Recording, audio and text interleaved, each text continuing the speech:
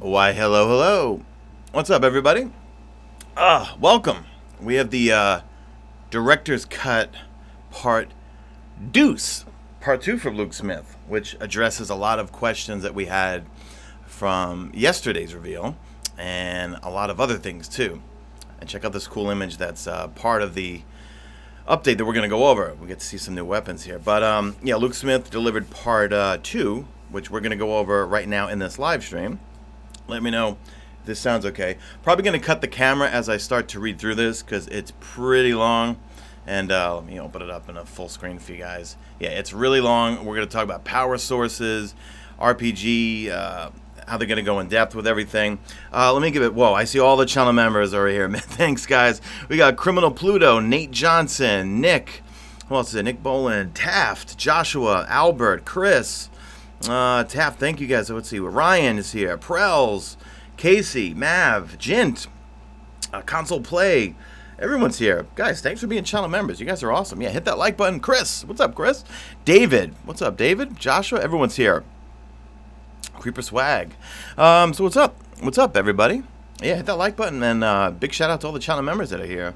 Yeah, we're going to go through today's update. There's a lot of stuff to cover here, so just wait a little bit more until we get everyone in chat here, and I'll probably cut the camera just because it's a little bit easier to read. And sometimes my camera goes a little wacky here.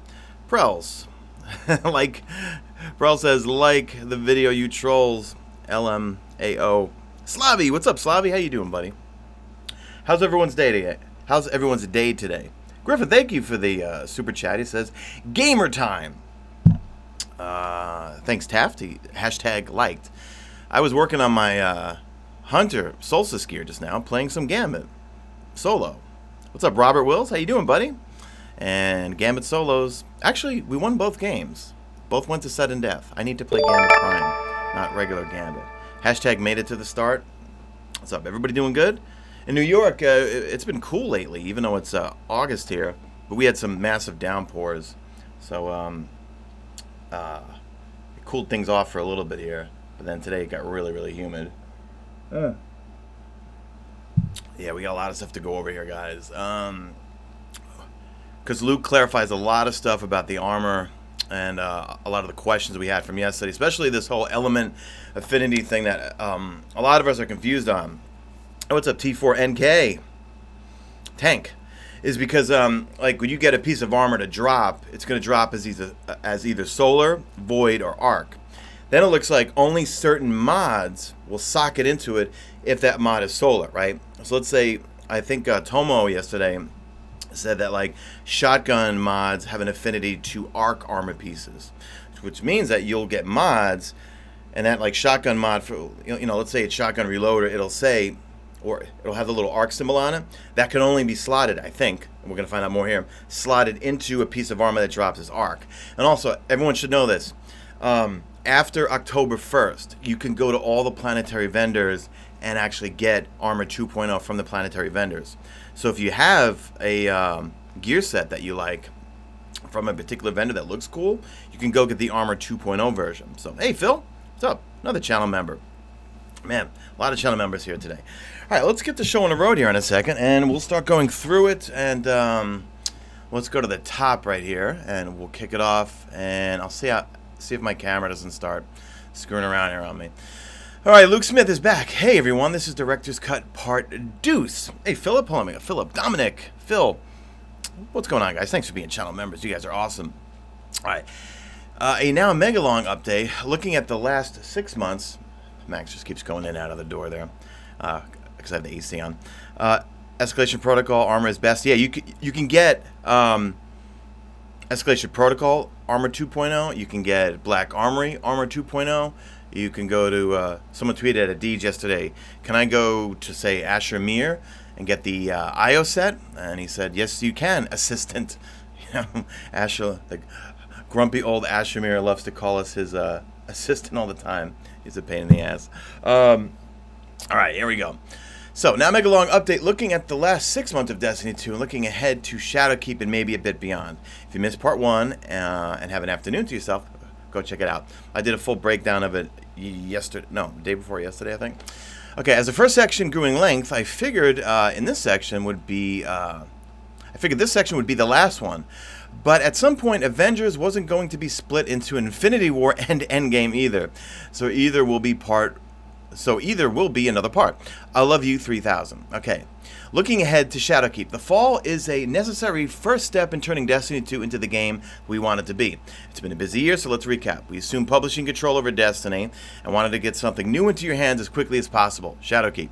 We paired it with a free entry point in New Light to welcome new Guardians into the fold. Yeah, guys, we're going to have so many new players come this fall. It's going to be amazing. So be cool. Add friends.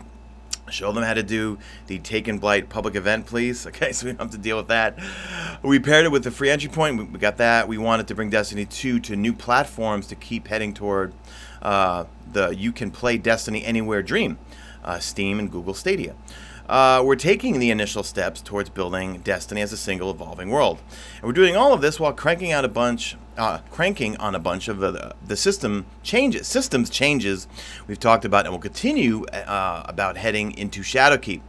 Okay, so let's dive into this section here. The care and feeding of the RPG, adding depth and also improving customization.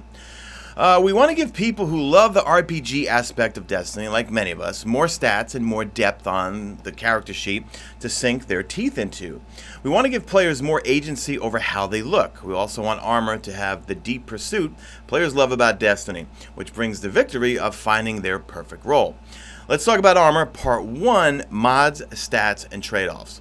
In order to allow players to independently pursue gameplay mods and further customize their Guardian fashion, a lot of work has been done to update the armor for this fall. We've refactored a number of the stats into the game. We've overhauled the UI, and we've begun to separate capabilities from aesthetics. So now you can basically put ornaments on your armor, make whatever armor you want look like based off all the stuff that we used to get from Tess Everest, and they're all going to have stats. So they're bringing back intellect, discipline, and strength. We're going to talk about that again. So intellect is for your super, discipline is for your grenade, and then strength is going to be for your melee, and also recovery, resilience, and also recovery, resilience. I forgot the last one. Sorry, been a long day. Okay, what else we got here? Timeout. Okay.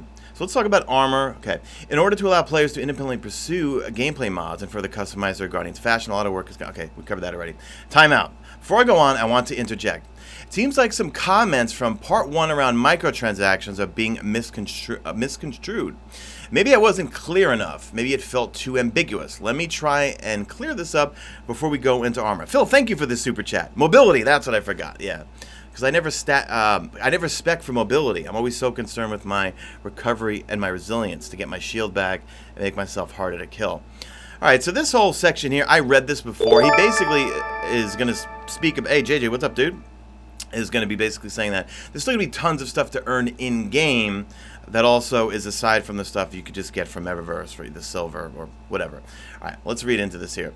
So Destiny has and will continue to have weapons, armor, ghosts, ships, sparrows, and shaders that you can earn from activities to prove to the people looking at your character that you did the thing, whatever that thing is. I beat the raid a bunch. I earned Iron Banner gear. I played a ton of Crucible. I wanted to gather rain in my shoulder pads, so I played Gambit a ton. I made a sweet set of Astro Shaman gear at the rune table. I farmed that strike for the Mindbender role that makes people rage, etc. Let me be crystal clear, this isn't changing. What we are doing with the new armor system is saying find the perks you want, find the armor look you want from the mega list of currently available Destiny 2 armor, and pursue that armor to get the elements and stats you want and combine them to make your Guardian. Destiny also has a microtransaction store that houses things like sparrows, ships, emotes, ghost holograms, weapon, and universal ornaments. The items in the store rotate and can be purchased with silver or bright dust. And starting this fall, bright dust is just another in-game currency that you can earn by completing bounties instead of buying a bunch of engrams and sharding them to generate dust. I think we all like this. Now the question is, well, how much bright dust do you get for certain activities? I think we all want to know this one. In Shadowkeep, there are armor sets, weapons, ghost ships, and sparrows coming from destinations and activities. And then he's going to go time in back to armor. I was kind of almost hoping we were going to get a weapons 2.0. Do you guys think that they're going to evolve the weapons system this fall? They really haven't talked about it at all. Maybe they will at a future date when they talk more about sandbox or something. Anyway, that's just me going off on a tangent. In chat, do you guys want to say, hey, what's up, Albert? Do you want to see some Weapons 2.0? I know I certainly do. I don't like the system with the frames, man. I like the Destiny 1 system where it was like base stats, and then you'd have to get all the different roles to basically give you what the frame... You know how they say like the frames now have some of the perks from Destiny 1 rolled into it? I don't know. I personally don't like it. What's up, Hamster? Angry Hamster? Okay, so we started out by looking at what happened... We started out by looking at what period in Destiny's history was a good starting place for evolving the stat game. We felt like it was the Taken King / Rise of Iron, and what principles were guiding our new designs. We want to separate gameplay and aesthetics to grant more agency over both. There was a deep dive stream about this topic on August 14th, but let's recap some of the high level points. So, armor now has an energy meter ranging from 1 to 10. So remember that, guys. You're going to have from 1 to 10, and armor's going to drop. Could drop at 4, could drop at 6. As you level it up, right, first it'll cost some glimmer to go from like 2 to 3 or something like that. Then you're going to get these prisms or something prisms. I have to look it up. Maybe someone in chat knows. There's something prisms that Banshee will have. Those prisms, legendary shards, and glimmer, you raise it up again. Then by the end, to fully get it to 10, so you can have 10 energy slots, you have to get these Ascendant shards, which are, they look exotic, they look just like from Destiny 1.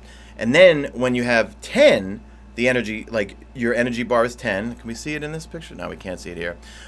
When your energy bar, I went over all this morning, in this morning's video, by the way. It goes to 10.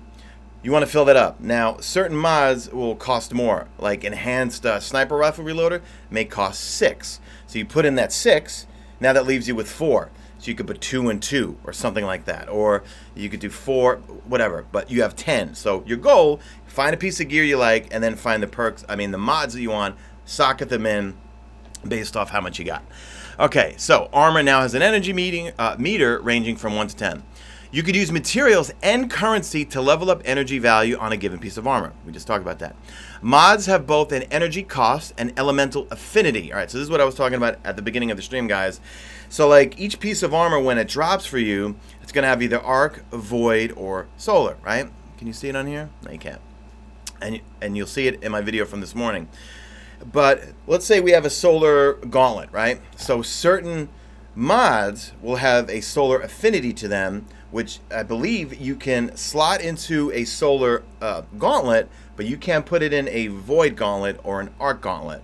I think that's how, enhancement prisms. Albert, thank you very much, buddy. That's why I love chat. You guys know more about this stuff than me. Okay, moving on here. So, okay, mods have both an energy cost and elemental affinity. In order for a mod to be equipped, your armor needs to have rolled the correct element and have enough energy available. For example, hand cannon reloader costs 3 energy to equip. So your armor must have rolled void and have 3 energy available in order to use it. Fundamentally, this means we have additional vectors for tuning things like mods. We could tune their effect. How much speed does the reload effect add?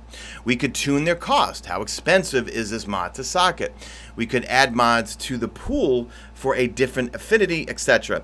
And guys, they really didn't show us a lot of mods yesterday. They showed us kind of like the standard type mods, like reloading things, getting some more grenade energy back, stuff like that. Like nothing too in depth. When we looked at the GIF on screen when they first announced the stream, there's a lot of look like hive-based mods and just weird symbols and things that we're not familiar with. So there's going to be some really cool mods that we don't know anything about, and we're going to be trying to grind for. Also, JJ Fording, okay, good point. Don't forget that there are neutral mods too, Mesa. Yeah, so okay, let me backtrack. Thank you for pointing that out, JJ. Not all mods will have an affinity. Some of them we saw yesterday, they didn't have anything. No arc, no solo, no void, which means it looked like you could slot them into anything.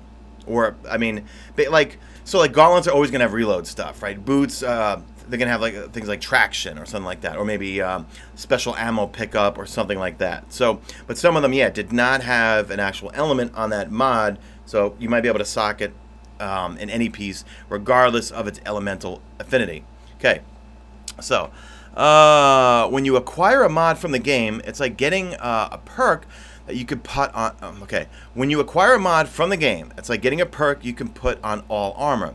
So once you've found enhanced hand cannon reloader from Pinnacle activities, enhanced perks will come only from Pinnacle activities. You'll be able to socket that mod into new armor that meets its criteria. The mod is not consumed and can be socketed in and out at a small cost. And it looked like yesterday it's about 500 glimmer, I think.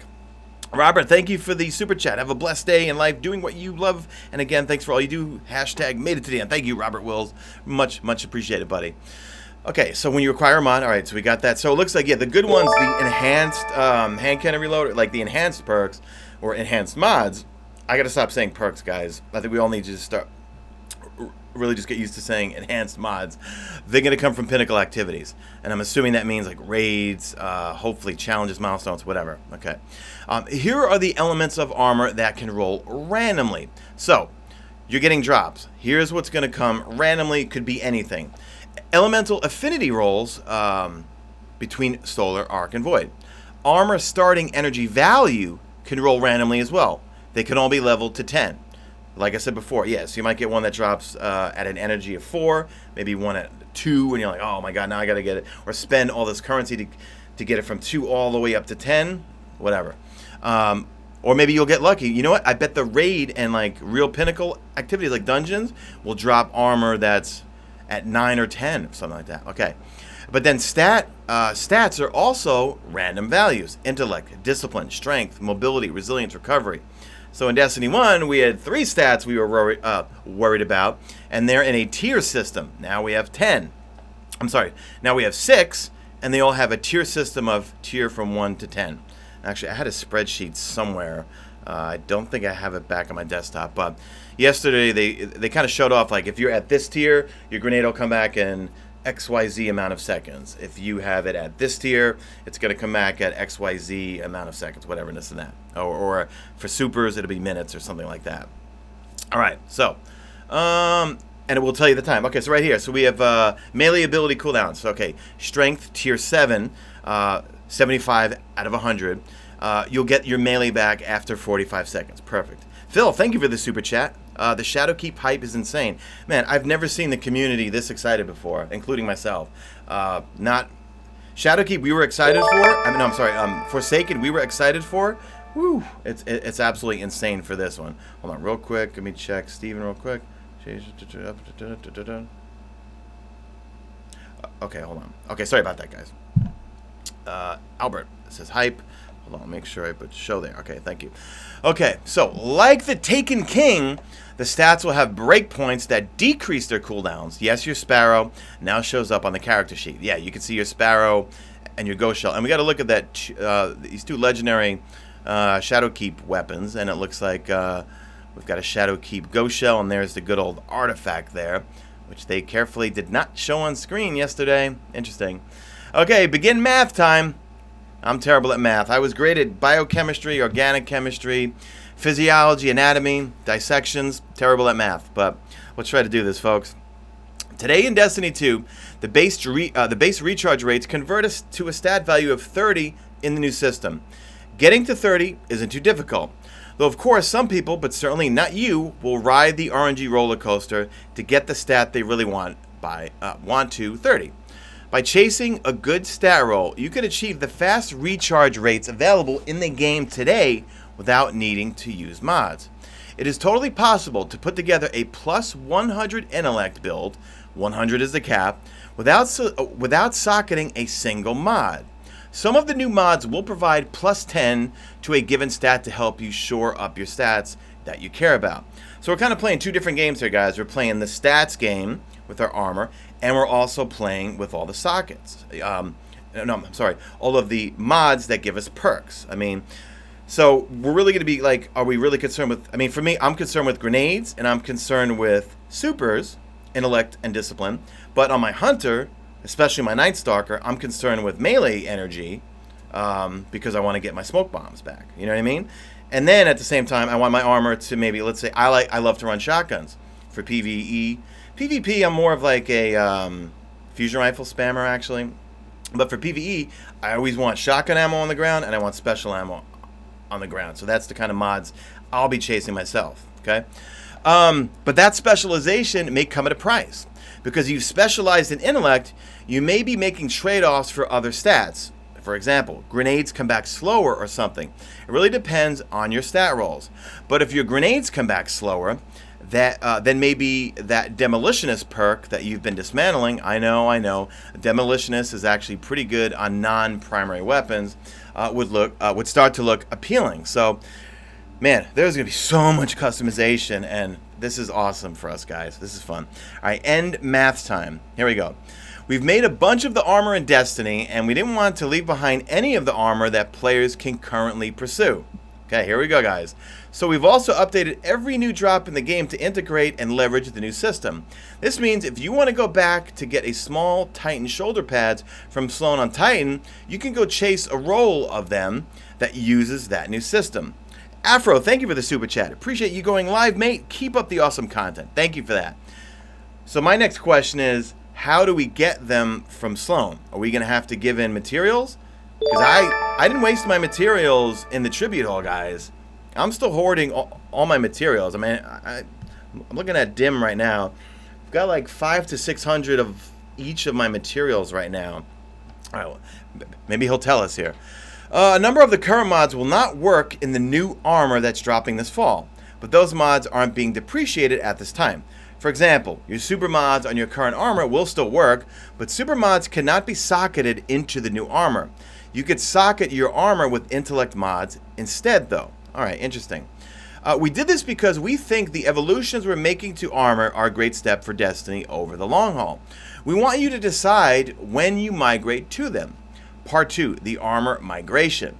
Okay, amplifying depth and choice via the new stats system ushers in some new changes to armor.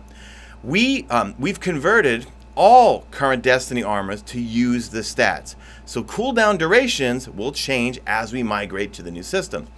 You'll be able to see the cooldown timers of your legacy armor when Shadowkeep's patch goes live. Very, very cool. Here's what we don't want to happen. You feeling like the game depreciated my old armor and perks. That time I spent playing Forsaken and its annual pass content. Why do New Yorkers talk with our hands? And plus I'm part Sicilians. Sorry, that's what we do. The game depreciated my old armor and perks. That time I spent playing Forsaken and its annual pass content was a waste. Since all of the perks on the armor got turned off while Bungie forcibly migrated to the new system. Here's how we hope this works. If you're a pretty hardcore player or really lucky, and I'm hardcore but I'm not really lucky, I don't have many enhanced perks at all, and have a set of armor today with perfect for you perks, like a fully loaded enhanced gun you like set of perks, I think you're going to keep using them for a while. I certainly expect the world first raid teams are going to go in with Forsaken era gear that they've infused up throughout their Shadowkeep power progression. As the weeks go by and players approach Shadowkeep power cap and start finding mods with enhanced perks, we think that's when our most invested progression chasing players will start to move over. Players can totally mix and match between the new armor and the armor they have today as well. For players without perfectly rolled gear, we think the transition to the new armor system is one they'll make pretty quickly. In our long form playtesting, our internal teams, not Velveeta, these, do you guys remember that? Velveeta is their team that kind of looks for cheeses. These are other internal players and playtesters. Sidebar. I'm real disappointed I missed out on the craftiest opportunity in part 1. Good catch, Reddit. Have found that they've used their current armor on their main Guardian while rapidly switched to Armor 2.0 on their less played alts. Alright, so basically they're kind of outlining how you're transitioning to stuff. So if you've got really, really good rolls on the armor sets that you have now, you could pretty much go into Shadowkeep and you're going to be okay. If you're like me and doesn't really have that many good rolls and not many good enhanced perks, like my Warlock Solstice Legendary gear has decent rolls, but I might open up a bunch of Solstice packages to see if I can get better rolls and make a package opening video. I might have that to play with for a little bit first. But for my Titan, who I don't even know if I'm going to have time to get the Solstice gear set up for him, I'm just going to roll right into Shadowkeep and start getting the new stuff. Okay. Remember Live Journal? Let's do it. With how I play, it's a crude mix of fashion, function, and economic efficiency. I rarely invest resources in an item until it's an item I know I want to use. I don't infuse very often unless I need a specific piece/role for an activity. See, I'm the opposite, Luke. And that's why I'm always low on enhancement cores, because I immediately hate, like, that one stupid helmet for the Warlock that looks like that old school diver's helmet. I think it looks terrible, and I immediately want to keep infusing the helmet I like just because it looks cool. Well, that's all going to change with the ornament system with Shadowkeep. Okay. I do not have a favorite class. I play all three. And chat, what is your favorite class? For me, Warlock, it goes Warlock, Hunter, then Titan. And I bet a vast majority of you guys out there are Titans, because I know Titans is what everyone loves. All right, so Luke, I do not have a favorite class. I play all three. I play all three too, but Warlock's my favorite.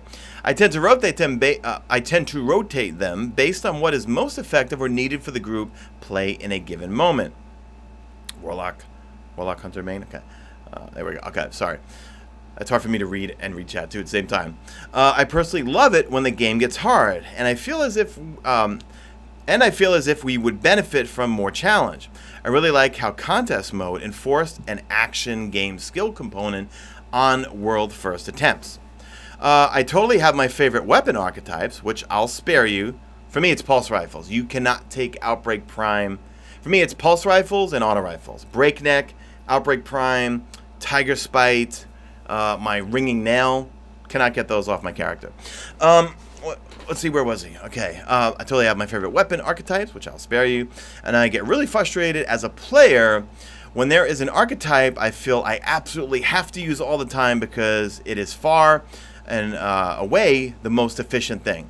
Yeah, and like that's why I'm not a grenade launcher person. And everyone, yes, I get it. And look, I'm not taking shots. Well, look, I see all the Twitch streamers. All they use is grenade launchers. And I get it. You want to melt the boss. Everyone, the gold, as Dado said, and he's 100% right, the gold standard right now is to one-phase everything. Got to solo it. Got to one-phase it. What happened to Destiny 1 when you were lucky if you War Priest, if you one-phased the War Priest. I mean, and it was all about skill and 6 people doing all the right thing. Everything in Destiny 2, you got to solo it. Everyone's got to one-phase it.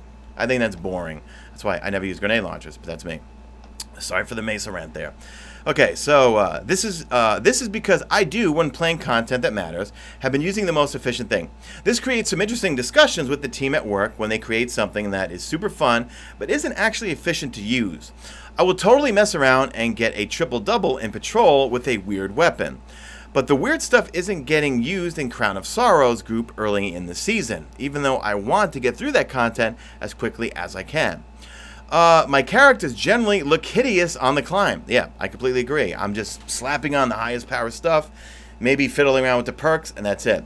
And then I start to make them look good once again I get to the end game. And since I'm colorblind, my friends think my characters look pretty hideous in the end game too. All right, Luke, I didn't know about that about you, buddy. I think for me, I'll shelve my nicely rolled items, delete everything that I wouldn't wear raiding, and start using new equipment while I power up and find some looks I like. And then, when it's time to go on a jacket quest, I'll infuse up my well-rolled raiding equipment. All right, touche. End of live journal post. Back to what I started this with. When we want the transition to ultimately be your choice. Phone ringing. Sorry, I'm going to mute you. And I can't do that. Sorry about that, guys. Okay. Back to what I started with. We want the transition to ultimately be your choice. One that you decided to make when you want to make it. Maybe you're ready to start tinkering with stats. Maybe you really want to start combining universal ornaments and currently dropping armor to up your fashion game. Or maybe like me, you'll do both at the same time, but hopefully with less mocking from your so-called friends. I mean, what's going to be on your to-do list out there, chat? I mean, for me, it's going to be the mods first. At first, I'm not going to really care what I look like, I think. I think I just want to farm as many mods as possible and have as many various pieces of gear that have the different elemental affinities. Arc, void solar, so I can have just a plethora of mod sockets to slot, and then I'll use the ornaments. I already know what my Guardian's going to look like. I personally love Year 1 Dawning. Year 1 Dawning, Warlock, Hunter, Titan, to me, looks the best. Best armor set, I think, looks-wise. I still have the Masterwork, I think it was Masterwork, Warlock armor set in my vault somewhere, but it's got, you know, the old stats on it. Okay. All right. Well, now we're going to talk about power, the pursuit of power, increasing player agency. And I remember this morning I made a video on where it showed at the bottom there's some sort of bonus XP thing, which I think he's going to address right now, where if you reach the level cap, but then you keep playing, you get a bonus XP, and that bonus XP will then transfer to all your characters. And also, let me scroll up real quick on this picture. Look at the top here, guys. Right here it says Season Rank 1. So it looks like each season you'll get ranks, and what benefits will you get from that rank? I don't know. We'll have to find out. All right, let's go back to the power here. The pursuit of power and increasing player agency. Okay. Warm winter cloak with the menagerie gear. Swamp, that would look good. JJ says, with transmog, you definitely can look fly during the climb. It's true. Okay, we'd like the act of chasing power and stats for you, for your build to be something that you have a bit more agency over. Not a full-blown play whatever you want all the time. Because that means people just find the most efficient thing rather than dipping their toes into a bunch of different activities. But certainly less restrictive than it's been in the past. We've also had a long-standing challenge in Destiny of making XP matter. Okay, here we go, guys. And that feels like a real growth opportunity for us to dig into something we've wanted to look at for a while. This section discusses power and changes coming to it this fall.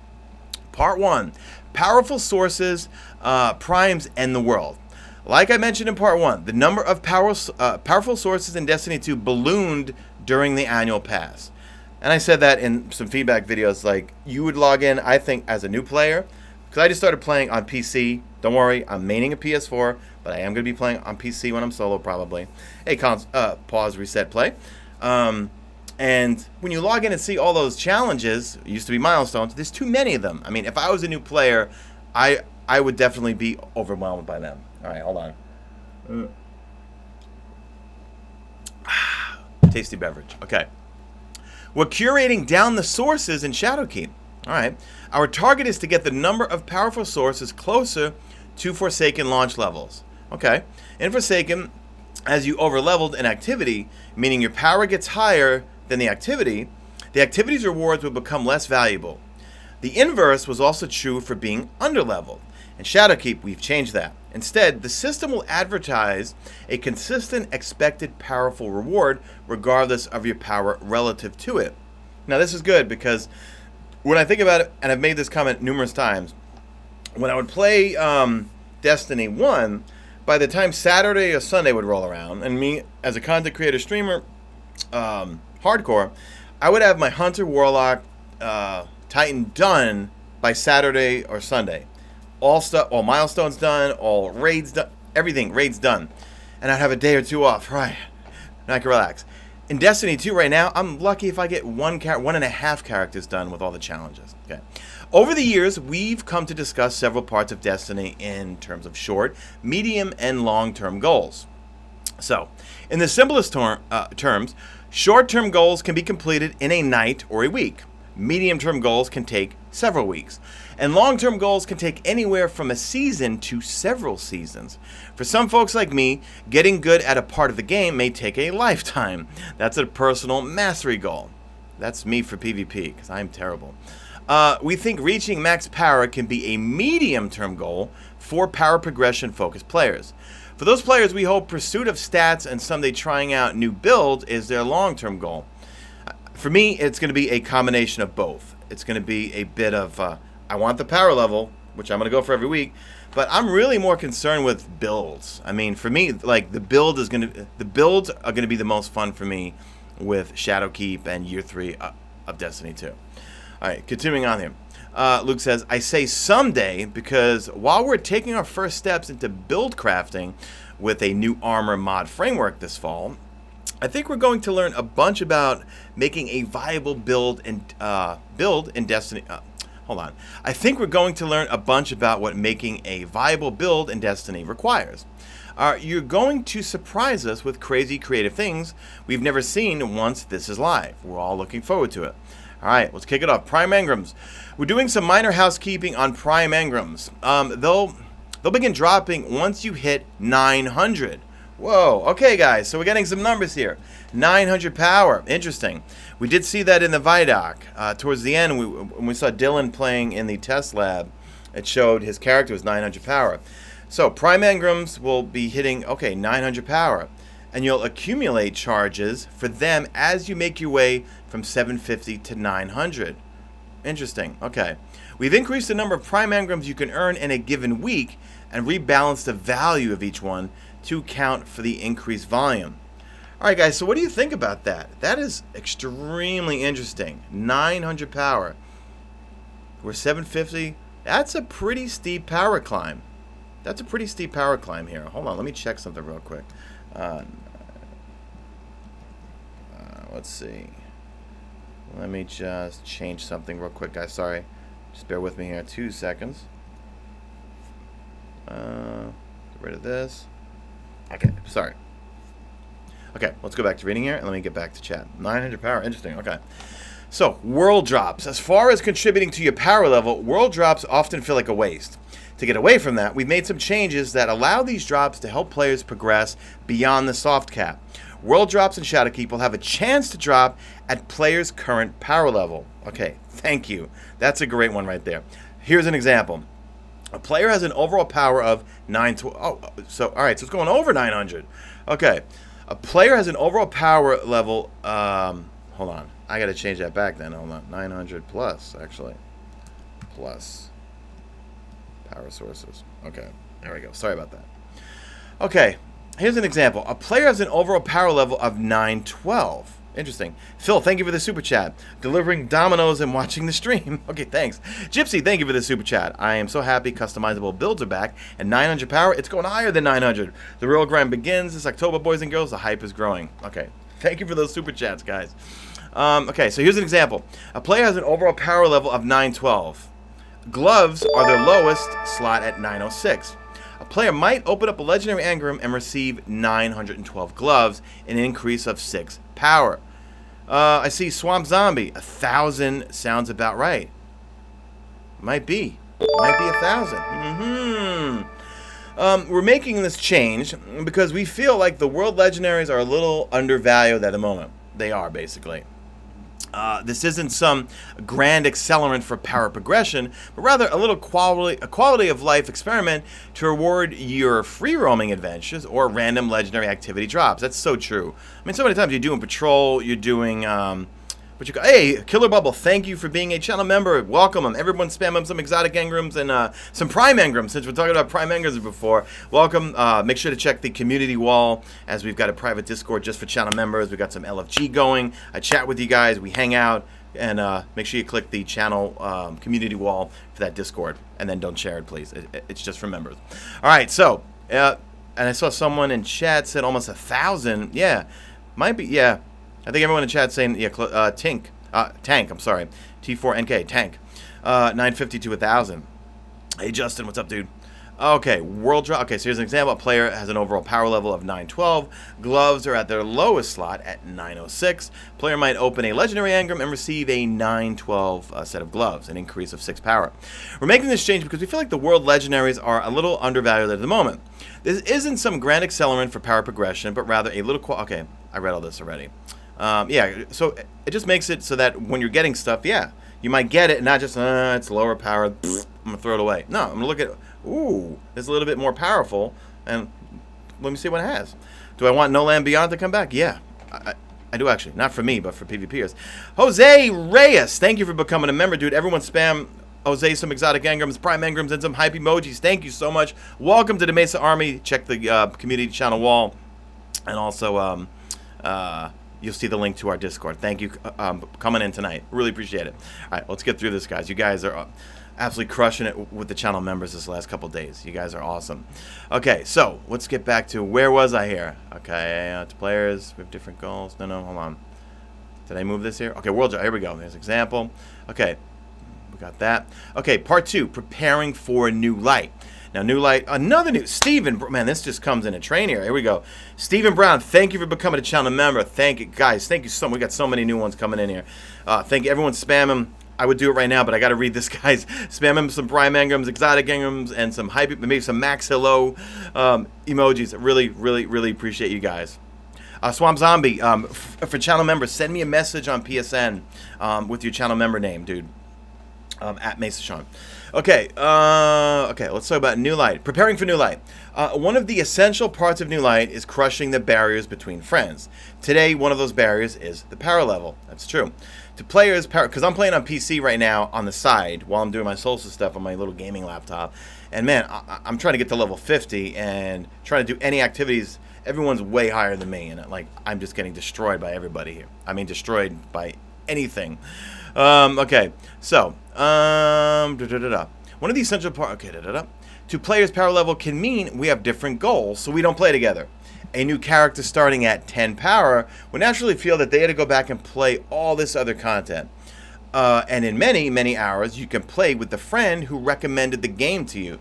That does not sound very sweet. He's right. It's like telling someone to play a MOBA and then saying, we'll play with you in about 100 hours when you've learned to last hit. This is what my friend said to me. Do I have bad friends? As I'm writing this, I'm starting to wonder. That's not what we want with New Light. We want to get new players and veterans colliding very quickly. After Black Armory, we made a deliberate choice to try to do this with each season. Both Season of the Drifter and Season of Opulence had bounties to boost up players' power levels. With New Light and Shadowkeep being bigger moments of collision, we're continuing that philosophy but optimizing the mechanics to fit the moment. Yeah, I mean, I had so many friends that tapped out of Destiny, and then by the time, like, Crucible was totally... Like, I had some Crucible buddies, Versace Viper, C Minnow. We would play PvP nonstop in D1 at the beginning of D2, and then they tapped out. And then they saw all this new content, and they were like, I'm not leveling all this stuff up. But even trying to convince them to do the Power Surge bounties to come back in to play the Crucible with me, they were like, I'm not touching it. So, here's what we got going here. We're setting the power this fall to 750 for both returning and new players. We want you all to be together when Shadowkeep opens. Here's what this means. Every single item in the game is being raised to a power floor of 750 when Shadowkeep and New Light launch. Every item in your inventory and vault is going to automatically jump to 750. Beautiful. It's like a free global burst of infusion for all players, okay? Because I have a lot of old 300 or 600 items sitting in my vault that I need to dismantle. Okay, part 3, more power, more problems. We originally had this as Mo instead of more. More money, more problems, that's a song. But I changed it upon the sad realization that there is an entire generation of players who missed out on Biggie, Puffy, and Mace in the bad boy era. You see, Luke's, I think, closer to my age, too, I think. So I do remember that age in the late 90s. Yes, it's kind of weird that I changed this and left the Highlander reference in, especially when neither is T for team. Okay, I'm the first to say it. Raising the power of all players globally is indicative of a greater problem. It's real weird that someone will boot up New Light for the first time and immediately be 750. The capital P power level in Destiny, or Light as we called it in D1, has been asked to do a lot over the years. For a time in Destiny 1, it was one of the only things players had to pursue.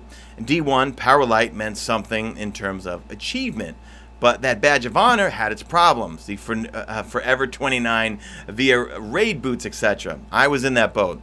I remember the Vault of Glass, I had one character was level 30, the other two were 29s, but then Crota's End was really good to me, and Crota's End Heroic or Challenge, or whatever they called it at the time, was really good because I went from 32 to 34 really quickly. Alright, Destiny 1 put the light power level over the player's head and drove players to raid and raise it. Over time, we gave players other paths to raising their light and power. Nightfall, Iron Banner. Yeah, Iron Banner was the greatest, man, back then. You want a powerful gear? You just played Iron Banner. Iron Banner needs an overhaul because I haven't played an Iron Banner in probably a year. It doesn't deliver to me the player experience it did in yeah, what's up, David?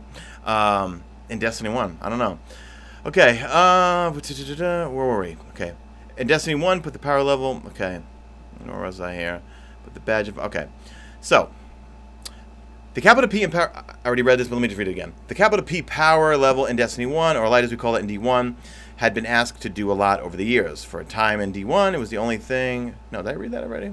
I did. Okay. Destiny 1 put the light power level over the player's head and drove players away. No, I'm sorry. Players to raid and raise it.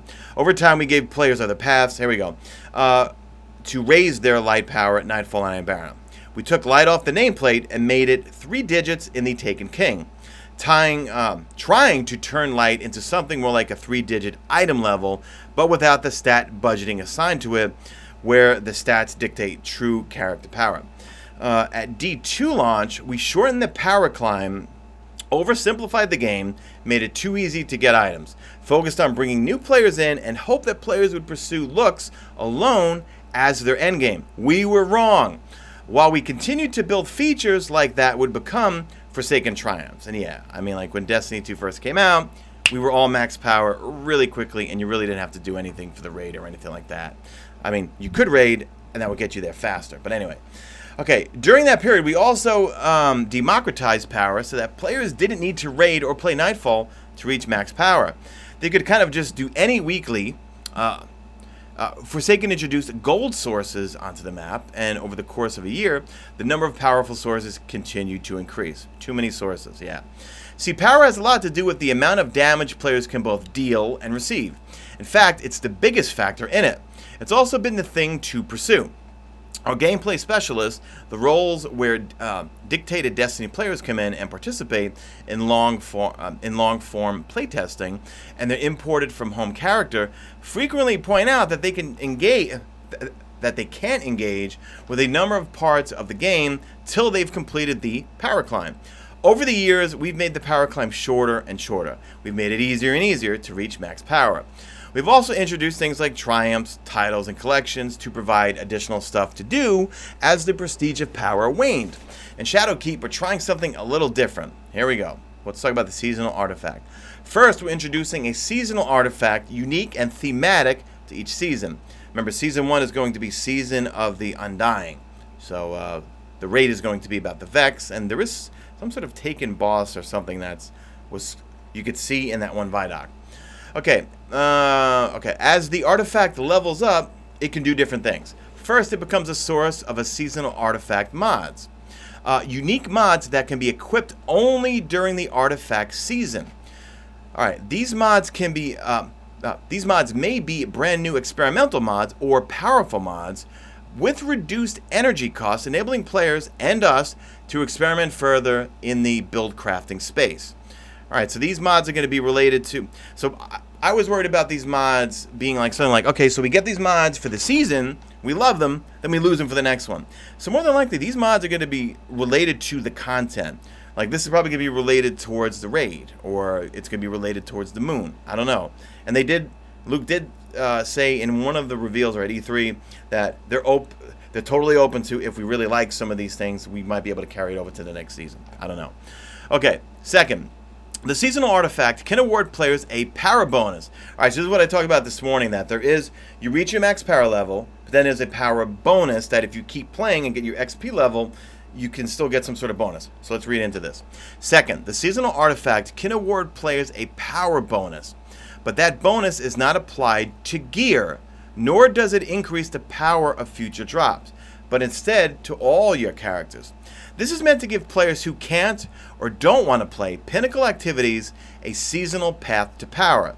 This way, even if a player doesn't play the Raid, Iron Banner, or the Redacted, that's going to be some sort of other activity, they can still have a higher power value for the season. Leveling the artifact to raise your power is meant to be seasonal character growth. Each season, we'll have a new artifact with new mods that change how you play, and the power bonus is going to reset. What do you guys think about that? That is really, really interesting here. Hold on, let me change something real quick in here. Let's see. I'm liking what I'm hearing so far. Let's see. Mystery. Hold on, just changing something real quick, guys. Just bear with me for a second, guys. My computer's being a little funny right here.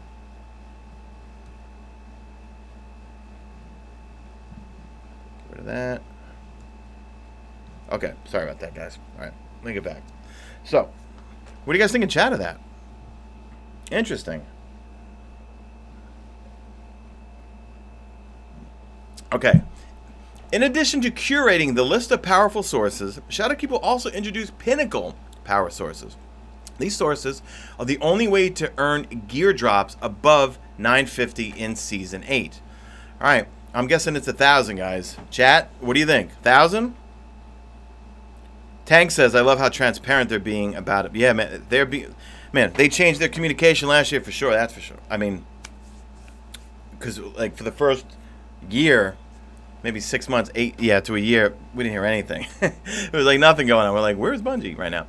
Okay, so, in addition, okay. So here's the thinking. Pinnacle reward sites, okay. In addition, okay, so these sources are the only way to earn gear drops above 950. Okay, beautiful. So here's the thought process. Pinnacle reward sites can award players power above 950. Manias, thank you for the super chat. Don't forget to like the video, guys. Yes, guys, we have 1,400 people here. Can you guys hit that like button? So here's the thought process. Pinnacle reward sites can award players power above 950. This is a way of reclaiming a little bit of the character power prestige that the initial Destiny 1 power climb created. If you inspect a player and see that their gear is 960, you know they've done a bunch of Pinnacle activities. It's worth mentioning that as you raise your power via Pinnacle activities, other powerful reward sites will continue to drop powerful side grades. All of that said, power in Destiny 2 is still imperfect. We're making some adjustments to it this year for Shadowkeep. Things like seasonal power bonuses and Pinnacle activities awarding Pinnacle power. But when we look at the future, we feel like the power system may benefit from a rework further down the road. There's real potential in creating more agency for players, figuring out if power should be prestigious or not, and taking on the challenge of how to keep players relatively close together season after season while still allowing them to make progress. Here's something I missed from Destiny 1. Filling my bars on my items and using materials to level items. I kind of miss it, but I don't miss sitting on the moon farming for helium filaments for 2 hours just to upgrade one thing and then getting Ascendant shards. Jerry Davis says, as long as I'm not forced to play PvP to make max light. I'm with you on that one. I do like to play PvP, but I can only take it in like 20-minute doses. If I play more than a half hour, I usually want to put my head through that screen right there. Okay, let's go back. There's real potential in creating more agency for players, figuring out if power should be prestigious or not, and taking on the challenge of how to keep players relatively close together season after season, while still allowing them to make progress. Here's something I missed from Destiny 1. Filling the bars of my items and using materials to level items. Even though I ended up with more Ascendant and Radiant materials than I ever could have needed, the existence of these materials meant the hunt for powerful roles could go on longer. I think wanting and needing materials is a good thing. As long as you know what you can do to go pursue that material. I'm glad we're getting a little more of that back into Destiny with Shadowkeep. Need Masterwork cores? Well, we didn't have a very good answer for that much of the year. Lesson learned. Stay tuned for Bungie.net for the third installment of the Director's Cut. It focuses on the action part of the MMO action game. Think combat and PvP, with a bonus section on the evolving world coming to Destiny this fall. So, that is it for the whole thing, guys. Let's chat now and hang out for a bit here, because there's a lot of things to digest here, especially the whole power sources thing. So I'm guessing power cap's gonna be what, 1,000? You thinking? I'm thinking 1,000, guys. I mean, like, because how much higher can they make it, or is it gonna be kind of like unlimited? You know what I mean? Hold on, let me change this again. All right, we got that. Mystery. And what is going to be that mystery endgame Pinnacle activity? Man, Doom says, I'm praying for trials. Everyone wants trials to come back. Mystery Pinnacle endgame activity. Yep, armor elements. Let's see. Pinnacle activities. Oh, let me put this in here. Hold on. Sorry, guys. I'll be right there in chat.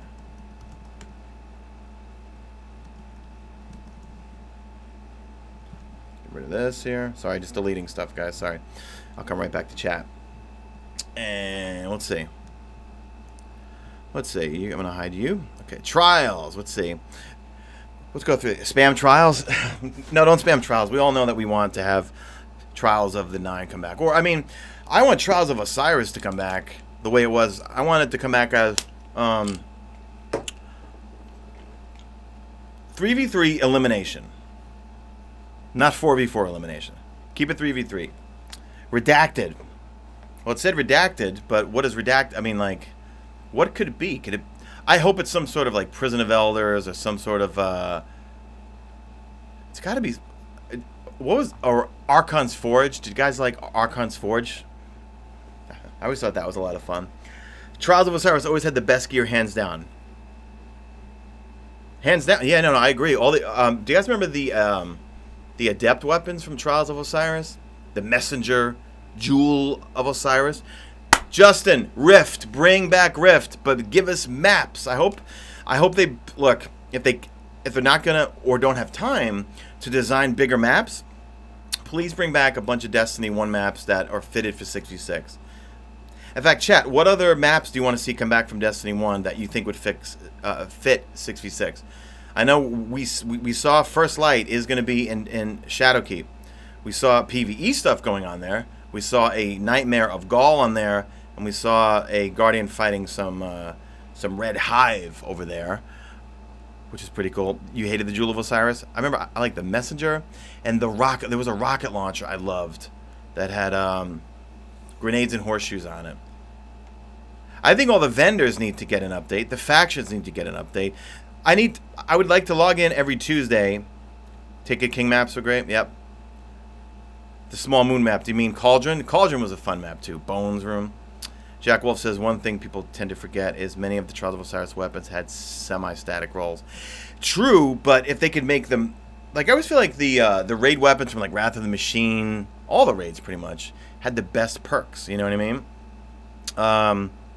But I feel like all the vendors, Zavala, Ikora, have the faction. You should log in every Tuesday, and they should have armor, and they should have weapons, and it's random every single week, just like Destiny 1. Bring them back. Like, don't... Faction rallies were okay, but they became a little exhausting. But I would like to see, hey, you pledge to a faction each week. Oh, Justin, missed your Arms Day videos. PDX45 for the win.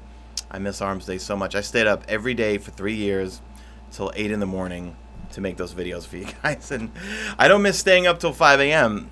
I mean, till 8 a.m. because the video would be... I'd have to record it at 5, but I ended up not falling asleep till 8 because the sun would be out. And I was in an old, tiny studio apartment where it was like just where my bed was. It was huge windows right by the bed, and there was a bus line in Queens that would go by. And it was just not... And it was a big deli and all these businesses right across the street. It was just a nightmare. Any news on... Hey, Pelt, any news on Hawk Moon? Nothing. Yeah, and you know, throw Supremacy in quick play.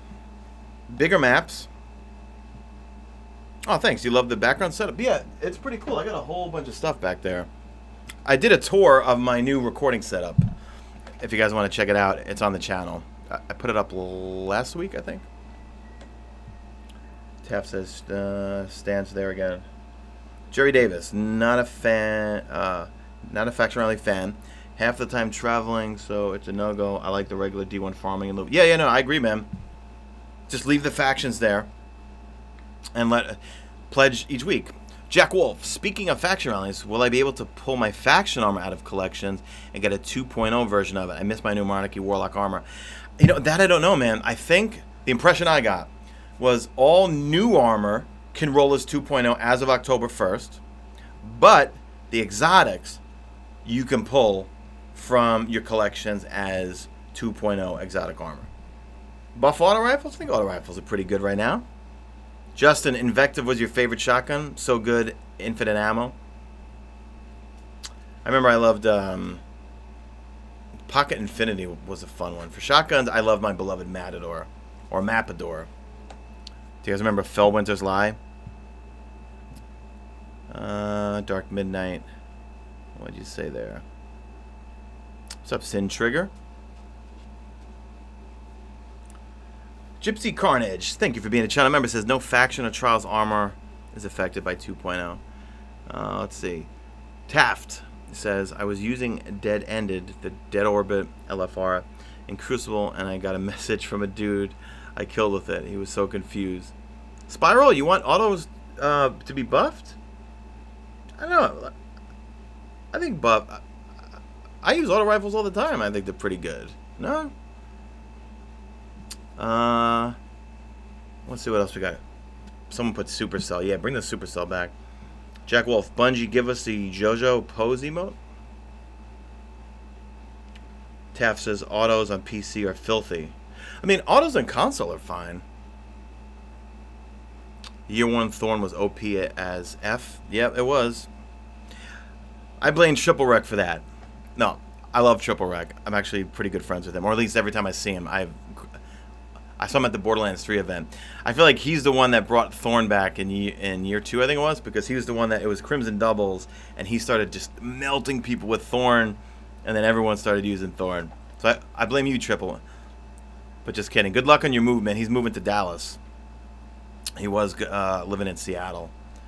Let's see, we got here. Stephen Brown says, I personally would like the ability to infuse any armor on any class. For example, if I have a bunch of stuff that I can't use on my Hunter, but I can infuse it on my Warlock. Yeah, I kind of agree with that, but at the same time, I think that would make the power climb too fast, especially with how many different sources we're going to have. Gypsy Carnage, I agree. Supercell was amazing. I love it. Matty S. Breakneck, yes. He goes muscles, yes. I love the Breakneck. Breakneck's one of my favorite guns.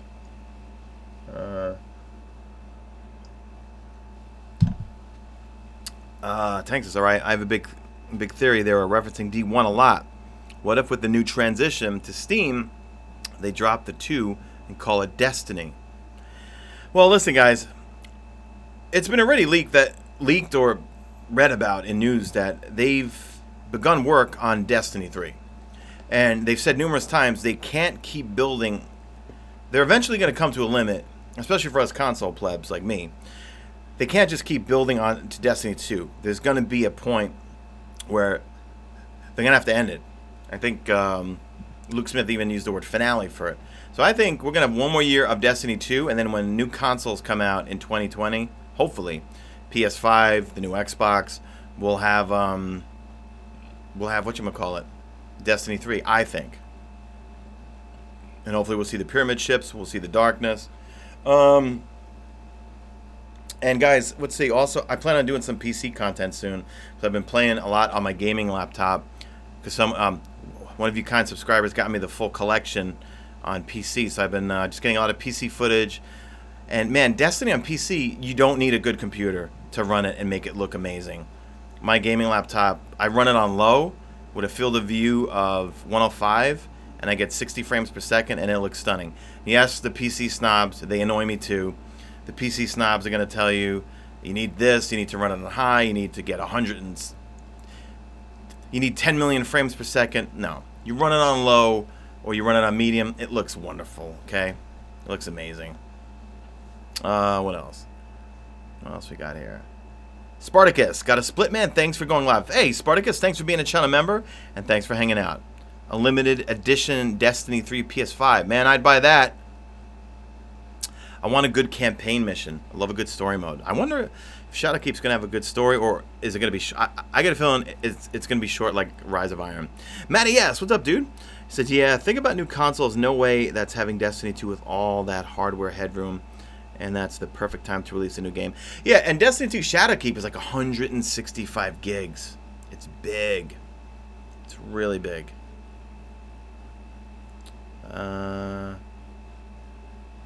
Let's see. Gamer says, yeah, but you need a working computer. Mine is so bad. No, but I'm just throwing it out there that you don't need to get this amazing PC build like you see every freaking Twitch streamer that has. Like, I've got this, let me... Max is right below me. Hold on. let me get out of frame here. So I got this a while back. This is an Asus gaming laptop. Let's see if it'll turn on here.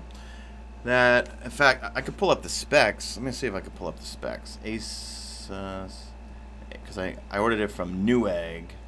Let's see, Asus. There we go. There we go. There it is.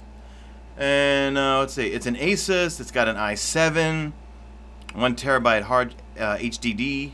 It's got a GeForce GTX 1050 16 gigabyte memory, NVIDIA, 2.8 gigahertz, 64-bit gaming laptop.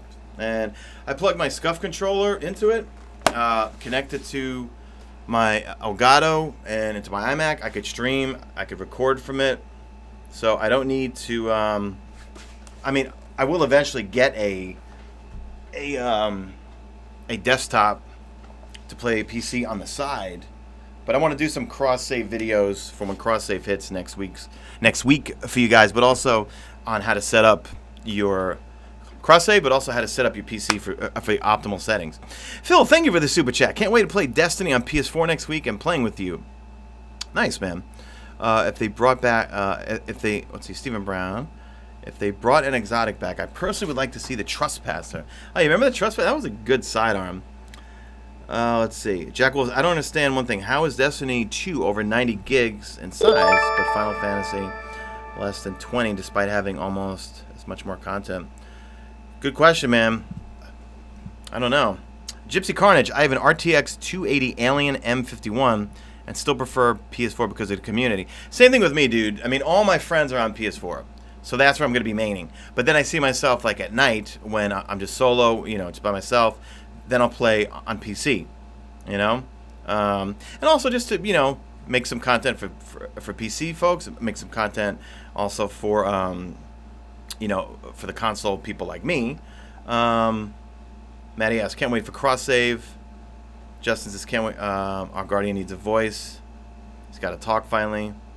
Taft, I'm stoked for Monte Carlo to come back. I love the look. I love the look of that thing, but I never really got along with that gun. It always had like a funny recoil to it, and its main perk, which is kind of weird. I've pre-ordered Stadia, and it's cheaper than a graphics card, and I'm hyped for the new Stadia D2 community. PC is amazing for PvE. But yeah, that's all I was doing, was playing PvE so far on my gaming laptop with my SCUF Impact. And I literally just plugged the Impact in, and you could plug a SCUF Vantage as well, or any controller you want, and you'll be fine. But use promo code Mesa Army if you want a discount off SCUF. Cross-save is a blessing. I can play on all 3 platforms now, so I can literally play with anyone. Yeah, that's the point, man. You know, like I can. What I really like is, okay, so I play on PS4. I'm playing with my friends. Okay, they're all off for the night. I still want to grind a little bit. You know, let me play on PC for a little bit. I play on PC. I get some loot. Ooh, I got that roll on that new weapon I want. Now when I log in on my PS4, I have that piece of loot that I got when I was playing on PC. So, but the one pro tip that maybe you PC people in the Ruiz, nah, man. Look, I'm sponsored by Astro, and that's all I use is Astro headsets, and there's a link in the description if you want a discount. But when it comes to controllers, SCUF's pretty much what I use, buddy. Where's the Xbox One controller? I have a Prestige back there on my wall. I'm not sure if you can see it, but it's available. Oh, one pro tip, and you PC guys out there probably can. Jose Reyes, go to the community wall on my channel. I'm going to post it later on anyway. On the community, okay, so every channel's got a community wall. You probably can't see it in if you're on a phone or anything, but on a desktop there's a community wall, and then there's going to be there's going to be posts there. Certain posts only channel members can see. That's where you'll find the Discord link, and then once you get it, please don't share it. Just join it and then just keep it for yourself. Gypsy Carnage, SCUF controllers are hands down my favorite. Yeah, I bring these to Bungie capture events and stuff like that. Like, I cannot jump or slide without these things, and I love to mess with the hair triggers so I don't have to press down all the way when I'm shooting. But no, what I was trying to say was, for PC folks, guys, you when you're playing PC, and then you're going to go back to your console. Give yourself 30 to 45 minutes of a break. Timesplitter01, channel member for like 2 years, moderator, big friend of mine. He made that recommendation to me, and that was a godsend because, yeah, you will get dizzy. You will get dizzy. So hold on. Let me see if my let's reschedule for next week. Okay. Yeah. My manager wanted to reschedule. No, Jason, Discord is for my channel members. Because having 250,000 subs, there'd be too many people in there. Robert, Mesa, are old weapons coming with 2.2? That I don't know. He says, are old weapons coming with 2.2.0 as well, just like armor from old activities? Well, the armor, if you pull any armor, legendary armor, after October 1st, whether it's from Destinations, from the Tower, it will be 2.0 armor. Mesa, with cross-save coming, what if you have characters already made? Will cross-save override those characters? So here's what I think is going to happen. I have a character on PC that I just started, just for fun, to mess around with PC, to play with it, to get the settings right on PC, to learn it, to use my scuff controller, get used to the field of view and everything. So I made a Warlock, and then I used the character boost. He's up to level 30, and whatever, just playing on it. I think what happens is I then select, and I'm gonna do a full video on how to do cross save when it comes out next week, which is coming. When does cross save hit? I think it's the 21st, right? Let's see, today's the 15th. Yeah, next week. I think it's the 21st, right? What I think happens is you choose one of your platforms, PS4 or console, or whatever. All right, so I'm gonna choose PS4. That's my main. Those are my characters. Then when I cross save it over to my PC or Xbox, it'll move those characters over and delete whatever's there. So let's see. Gypsy Carnage, Discord has a member cap. Open Discord at 250,000 subs, you would need 60 Discords. Yeah, that is true. Okay, 21st. Thanks, Tank. Thank you, Taft. Jack Wolf, can we get another voiced raid boss? I like carrying Callus back in year 1. I like to have another boss who isn't a self-absorbed and egotistical as the Emperor. That would be pretty cool. Robert says, keeps the game alive and relevant. So Eric, I understand, though I'm not crazy about it either. Let's see what else we got here. Mitchell, it doesn't delete everything? I thought that... Hey, Star Raiders. I thought that if I... Okay, I believe that if you select your main account, which for me would be my PS4, and then I cross-save over to PC, it will erase my PC character. Because I have one PC character, and I would want my PS4 characters to override what I have on PC. On mobile, click on Mesa's icon on the top of channel. There'll be more tabs. Okay, yeah. Oh, so it is available on mobile, Joshua? All right, thanks. But yeah, because I didn't know if it was, because I've tried to look on mobile. Yeah, there's a community wall that you'll see posts, and then certain posts only channel members will be able to see. So that's where you get the Discord, and then please just don't share that. But join up. Andrew, what's up? He says, Mesa, didn't he say that all gear was being brought up and to not spend your resources in Glimmer on upgrading everything? Pretty much. Sort of. But yeah, all armor's bringing up to 750. But it looks like that player cap's going to be 1,000, I think. Okay. Jerry Davis says, doesn't erase the other characters, just suppressed until you unlink the cross save? All right. I need to talk to Timesplitter about that. In fact, Timesplitter, let me message you. Timesplitter. You around? Hold on. Let me message him. Because I need to learn this, because I need to make videos on cross save. If I choose PS4 as my main, then cross save, it will delete my PC character main, right? All right, because I'm a little confused on that myself, and I want to get the facts right. All right, let me go back to chat. Okay. It doesn't delete the account, but you won't be able to sign into them. Oh, okay. I think Casca. It won't delete them, it'll just overlap them. When you cancel cross-save, they come back. Oh, okay. All right, so you just activate cross-save, and then you go into Customize other characters. Oh, okay. So you link your cross save, and then you go to. All right. So PS4, I choose you. You're my main. All my characters are on there. Then I activate cross save, link it with my Steam name, which is Mesa Sean NYC. All right. Take care, Robert. Have a blessed day too, buddy. Link it with my Mesa Sean NYC, which is my Battle.net account, and then it'll suppress the current Warlock that's on there, and I could play on my PS4 characters. That's pretty sweet then. Which means I could start playing on my little gaming laptop next week just to see how it is, you know? Simple Sandman, what's up, dude? Oh, it's okay, don't worry, buddy. What time is it? 2:40? PS4, I choose you. Let's see, Taft, I use Polaris Lance and Rose. All right, guys. So yeah, thanks for hanging out, guys, and thank you all the channel members that are hanging out, and thank you for all the new channel members, man. You guys are absolutely awesome. If you're interested in becoming one, if you're on a desktop, there's going to be a join button, and also there's a link in the top of the description if you'd like to become one, and then check the community. Hey, Michael Betterman, what's up, dude? Yeah, we're just leaving, buddy. Join our Discord. We're building it every day. Got a lot of LFG going on. I like to check in every day, kind of hang out with you guys, and also, you know, just chat. Hey, Mav, hashtag made it to the end. Aloha, Spiral. Take care, console play. And they need to buff Graviton Lance. I've been using it in PvE. Is it bad in PvP? I haven't used it in PvP in a long time. I'm using the Recluse. Hey, look, I didn't say Recluse. I said Recluse. I use Outbreak Prime in PvP. Cross-save will not override your characters. Just suspend them until you turn off cross-save. Okay, got it.